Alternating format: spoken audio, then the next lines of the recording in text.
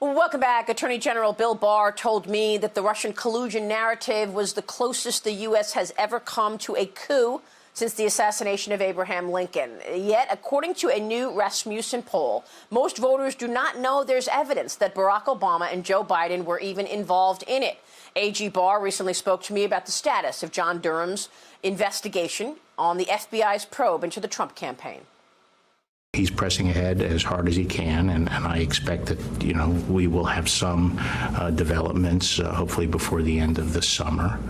But as I've said, his investigation will continue. It's not going to stop because of the election. What happens after the election may depend on who wins the election.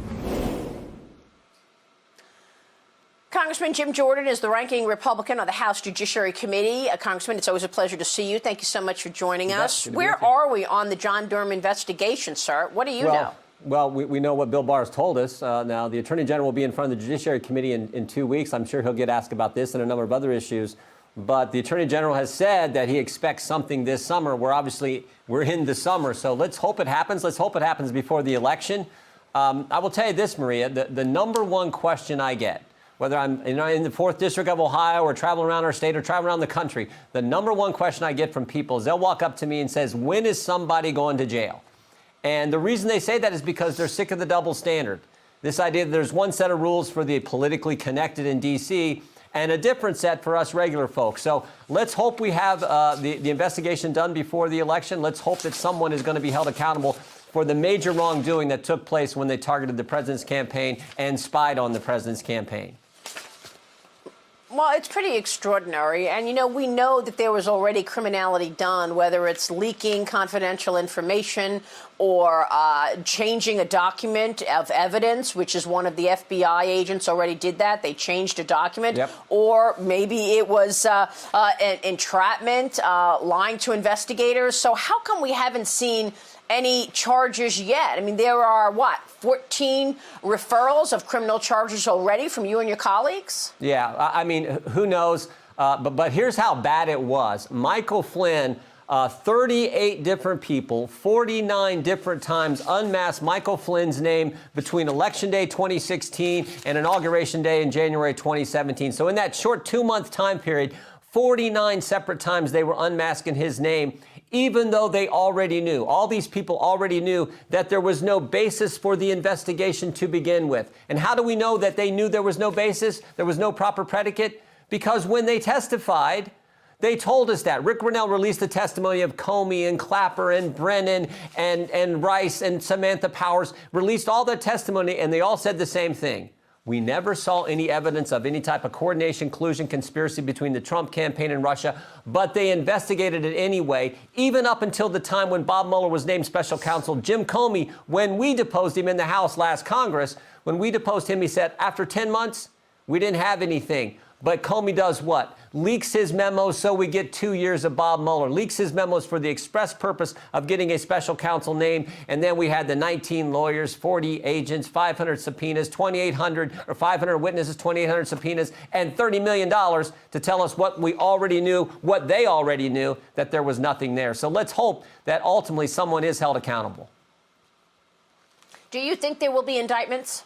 I hope so. I mean, I've said this all along. I think Jim Comey is the biggest culprit here. It was the Comey cabal, this small handful of people at the top of the FBI. Okay. And remember, Bill Barr, the first time he testified, said there was a failure of leadership at the upper echelon of the FBI. Comey, McCabe, Baker, Strzok, Page, they all were left or had to be fired as the key people who ran the Clinton investigation, the Trump-Russia investigation. Comey's the ringleader here. I hope they give him a second look, and I hope he is ultimately held accountable. Let me switch gears, ask you about your committee, the Judiciary Committee's closed-door testimony of Jeffrey Berman. I have in front of me your takeaways from the committee's transcribed interview with Berman. Nadler says the Barr dealings with Berman came awfully close to bribery. Your reaction, and tell us what you can about that closed-door hearing. No, first of all, Mr. Nadler's statement is ridiculous. When we deposed Mr. Berman, he said very clearly, we asked him about his meeting with Bill Barr on June 19th in New York. We said, did you talk about any cases? No. Did you talk about any suspects? No. Did you talk about any witnesses to any cases? No. Did you talk about the president? No. There was nothing there. The Attorney General and the President of the United States are entitled to have the people they want as U.S. attorneys around the country. That's all this was. The Democrats, because they don't like the fact that Bill Barr is trying to get to the bottom of what took place in the previous Justice Department, the Obama, Biden, Comey Justice Department, because they don't like the fact that he's trying to clean up the politics that existed in the previous administration. They continue to go after him. So much so that they filed articles of impeachment against the Attorney General just a week and a half ago. That's how ridiculous the Democrats are. Congressman, I got to ask you about tech tyranny and the upcoming hearings that you're going to have in judiciary. We're going to hear from people like Apple CEO, Google CEO, Facebook, Twitter, in a hearing on July 25th or 28th. Tell me about your letter to Jack Dorsey about the president's tweets and what you're expecting out of technology, big tech. Are they going to try to sway the election in November? Well, Maria, I always start with this simple question. Why does it always seem that it's just conservatives who get censored or shadow banned by these big tech companies?